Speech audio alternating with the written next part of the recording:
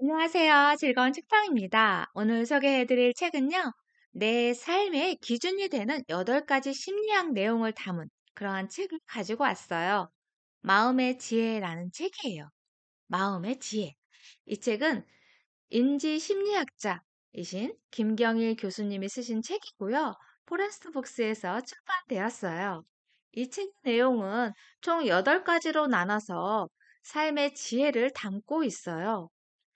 1장에서는 사람을 대하는 지혜, 2장에서는 행복을 만끽하는 지혜, 3장 일을 해나가는 지혜, 4장 사랑을 지키는 지혜, 5장 돈에서 자유로울 지혜, 6장 성공을 꿈꾸는 지혜, 7장 죽음을 준비하는 지혜, 8장 그래도 미래. 이렇게 총 8장으로 나누어서 삶의 지혜를 담고 있는데요. 오늘 소개해드릴 부분은 행복을 만끽하는 지혜에 있는 부분이에요. 기록의 쓸모라는 부분인데요. 이 부분을 읽어드릴게요. 행복의 기억들은 대부분 최근에 경험들인 경우가 많습니다. 10년 전이나 5년 전으로 돌아가 작고 소소하지만 웃음을 짓게 만들었던 기억을 떠올려 보세요. 안타깝게도 잘 생각이 나지 않아요. 왜 그럴까요? 간단합니다. 기록을 하지 않기 때문이지요. 참 재미있었다. 로 끝나는 일기는 초등학생 시절에서 멈춰버린 것 같습니다. 간혹 일기를 쓰는 어른이 있다 해도 우리들의 다이어리엔 시험에서 떨어졌거나 프로젝트가 성공했다거나 아이 때문에 걱정했다거나 하는 큰 성공에 대한 내용 아니면 힘들었던 일상을 적는 경우가 대부분입니다. 늘 먹던 간식을 먹었는데 오늘따라 맛있었다거나 잠깐 누구와 대화하면서 웃었다거나 조금 공감하고 조금 기뻤다는 내용까지 기록하는 경우는 드물 것입니다. 하지만 사전에 비축해 놓은 행복이 많을수록 앞으로 올 시련을 이기는 데 도움이 됩니다. 시련을 피할 수 없다면 버틸 수 있는 힘을 준비해 놓는 것이 좋지 않을까요? 그래서 말인데, 혹시 이런 경험해 본 적 있으신가요? 아무 날도 아닌데 갑자기 내 머릿속에 음식 한 그릇이 강력하게 자리 잡았던 경험이요. 나 오늘 죽어도 매운탕 먹을래. 라고 다짐하게 된다거나, 해장할 일도 없는데 이상하게 아침부터 설렁탕이 당기는 것처럼 말이지요. 꼭 음식에 관련된 생각만 해당되는 건 아닙니다. 갑자기 볼링이 치고 싶어지는 날도 있어요. 강아지라도 된 것 마냥 산책이 고픈 날도 있고, 사람이 없는 카페에서 커피 한 모금이 간절한 날도 있거든요. 이게 사실은 뇌에서 주는 시그널이랍니다. 아마 우리는 과거에 이와 비슷한 경험으로 시련을 이겨냈던 적이 있었을 것입니다.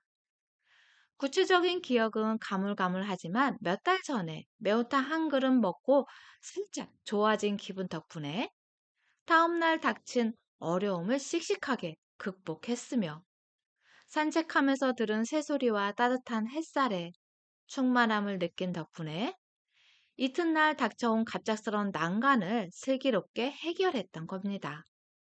그러나 안타깝게도 우리 뇌는 이 시그널을 충분하게 주지 않습니다. 그러니 스스로 써야 합니다.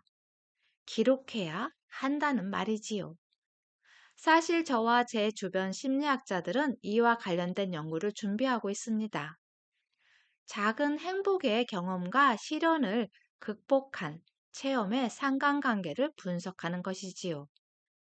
차근차근 기록을 남기다 보면 나도 모르게 일정한 패턴을 발견할지도 모릅니다. 어라? 그러고 보니 나 이거 먹고 기분이 좋아졌네? 이런 기분이 들 때마다 이 친구랑 통화하고 괜찮아졌구나. 몸과 마음이 바닥까지 처졌을 때 무언가 먹고 괜찮아졌던 기분.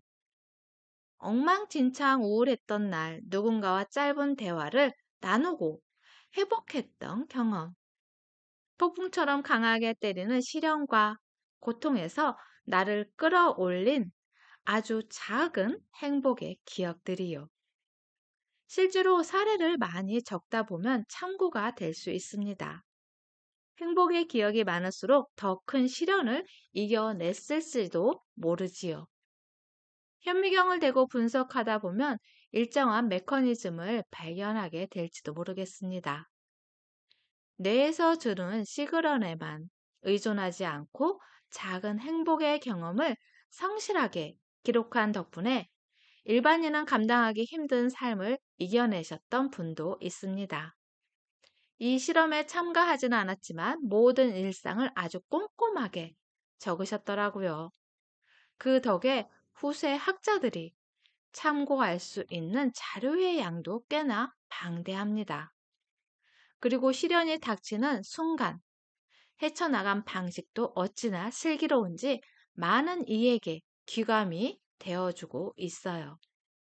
여러분도 아주 잘 아시는 분일 겁니다. 누구냐고요? 어벤져스를 능가하는 인류 최고의 히어로로 꼽히는 이순신 장군입니다. 난중일기를 직접 읽어본 독자들의 솔직한 반응은 이게 뭐야? 라고 합니다. 이순신 장군의 숭고하고도 장엄한 기록이 페이지마다 가득 차 있을 거라 기대하고 책을 펼친 독자들은 대부분 실망하고 말아요. 전투를 앞둔 장군의 고뇌와 번민도 나와 있긴 하지만 생각보다 그 비중은 매우 적습니다. 대부분의 페이지에는 이런 말들이 써 있습니다. 오늘 날씨가 좋았다. 경치가 예뻤다. 저녁에 뭘 먹었다.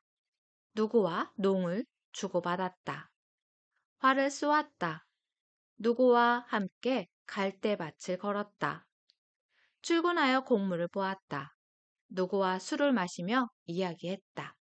이처럼 사소하게 짝이 없는 한두 줄의 기록이 난중일기거든요. 저와 많은 협업을 하고 있는 인지심리학자 이윤영 교수가 최근 갑자기 이런 말을 했어요. 형, 이순신 장군의 난중일기를 보면 거의 다 수다 떤 얘기, 장난친 얘기, 갈대밭 걸은 이야기잖아. 그런데 계속 읽다 보면 팩트 보이는 것 같지 않아? 무슨 말이야? 어떤 종류의 시련이 오면 그날 어떤 음식을 드시고 다음날 아무렇지도 않게 출근하시더라. 아, 그러고 보니 이순신 장군이 어떤 난관이 있을 때 습관처럼 작지만 소소한 기쁨을 주는 행동을 하고 그 다음날 주저앉지 않고 일어나는 패턴이 보이는 것도 같았습니다. 우리 모두가 성공이 되지는 못하겠지만 나름의 시련 앞에서 살짝 메모를 해보는 건 어떨까요? 출근해서 책상에 앉자마자 가장 먼저 하는 아침 일과로 나 어제 뭘 맛있게 먹었더라? 나 어제 뭐 때문에 웃었지? 를 떠올리며 적어보는 것도 괜찮겠네요. 아주 사소하고 소박하지만 나를 살짝 힘나게 해주었던 것들. 그것이 바로 나에게 부킹되었던 최소한의 행복일 테니까요. 프로야구 감독님께 여쭤본 적이 있었습니다. 어떤 선수를 에이스라고 생각하세요? 대체로 오는 대답은 비슷했습니다. 비가 오나 눈이 오나 컨디션이 좋든 나쁘든 자기 순서가 되면 꾸역꾸역 등판하여 한결같은 공을 던져주고 가는 선수. 그들을 최고의 선수로 꼽고 싶다는 것이었습니다. 어떤 직원이 좋은 직원입니까? 기업의 CEO들에게 비슷한 질문을 해보았습니다. 뒤돌아오는 대답은 비슷했습니다.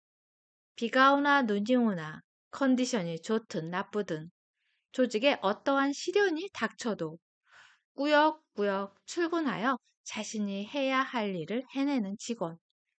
그 꾸준함과 성실함이 가장 큰 무기가 되었다는 것이지요. 꾸역꾸역. 언제부터인가 저에게 이 말은 존경과 감사를 담은 표현이 되었습니다. 아이가 예쁘든 아프든 모자라든 부모는 꾸역꾸역 사랑을 주고 선생님은 꾸역꾸역 바른 길을 가르칩니다.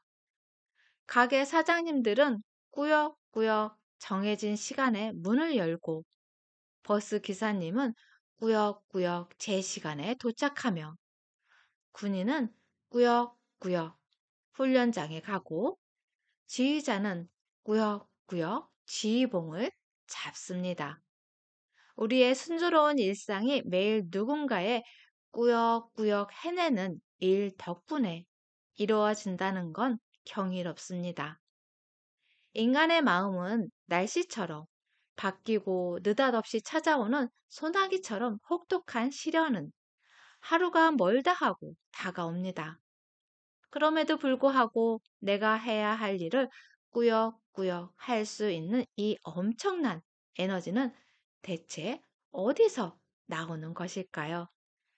로또 당첨이나 노벨상 수상 같은 대단한 행운이 아닙니다.